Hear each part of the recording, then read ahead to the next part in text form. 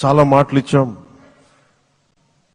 పొద్దున కూడా Janasena legislative party మీటింగ్లో నాయకుడిగా ఎన్నుకున్న సందర్భంలో మాట్లాడుతూ మనం చాలా మాటలు ఇచ్చాం. ఇది కక్ష సాధింపులకి సమయం కాదు, ఇది వ్యక్తిగత దూషణలకి సమయం కాదు. ఇది 5 కోట్ల మంది పైగా ప్రజలు మన మీద నమ్మకాన్ని పెట్టుకున్నారు. మన మీద మనందరం ఉమ్మడిగా, మనందరం సమిష్టిగా ఆంధ్రప్రదేశ్ ప్రజలు ఏ అభివృద్ధి అయితే కోరుకుంటున్నారో మనందరం సమిష్టిగా దీన్ని ముందుకు తీసుకెళ్లాలి, అభివృద్ధి పథంలో నడిపించాలి. విద్య, వైద్యం, ఉపాధి, సాగునీరు, తాగునీరు, లా అండ్ ఆర్డర్ ఇవన్నీ చెప్పొచ్చాం. మనం బలంగా నిలబడతామని. అలాగే మేనిఫెస్టోలో, ఉమ్మడి మేనిఫెస్టోలో చాలా మాటలు ఇచ్చాం. వాటన్నిటినీ బాధ్యతగా ముందుకు తీసుకెళ్లాల్సిన అవసరం ఉంది. ఇలాంటి ఛాలెంజింగ్ టైమ్స్లో ఒక సుదీర్ఘమైన అనుభవం ఉన్న నాయకులు కావాలి. 4 దశాబ్దాల అనుభవం, అభివృద్ధి మీద అపారమైన అవగాహన, పెట్టుబడులు తెచ్చే సమర్థత, ప్రతిభ. విదేశాల్లో ఉండే నాయకుల్ని, మలేషియా దగ్గర నుంచి, సింగపూర్ దగ్గర నుంచి, యూరోప్ దగ్గర, అమెరికా నుంచి, ఆ దేశాల అధ్యక్షుల్ని తెలుగు రాష్ట్రాల వైపు దృష్టి మళ్లించేంత శక్తి, సమర్థత ఉన్న శ్రీ నారా చంద్రబాబు నాయుడు గారికి ఆయన నాయకత్వం చాలా అవసరం. ఆయన అనుభవం చాలా అవసరం.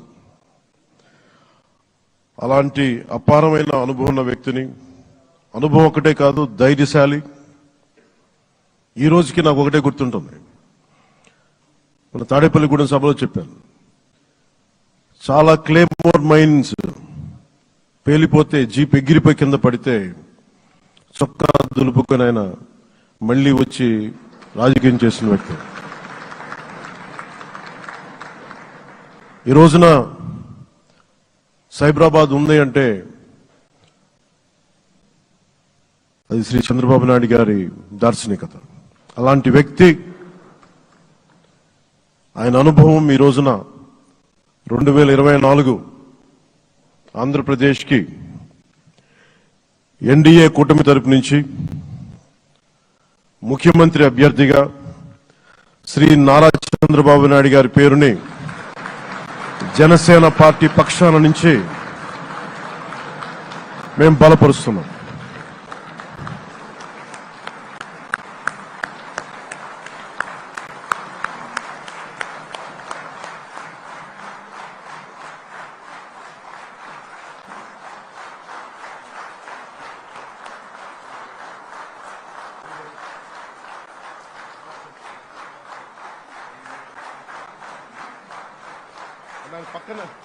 ఇది నేను ఆయన పక్కన పెట్టుకుని చెప్పాలి.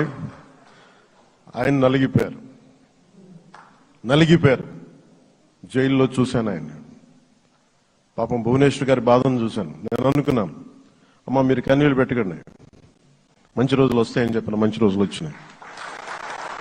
వారికి మనస్ఫూర్తిగా వారికి నా హృదయపూర్వక శుభాకాంక్షలు. మీరు అద్భుతమైన పాలన ఇవ్వాలి అందరికీ మనస్ఫూర్తిగా మీకు నేను తెలియజేసుకున్నాను సార్.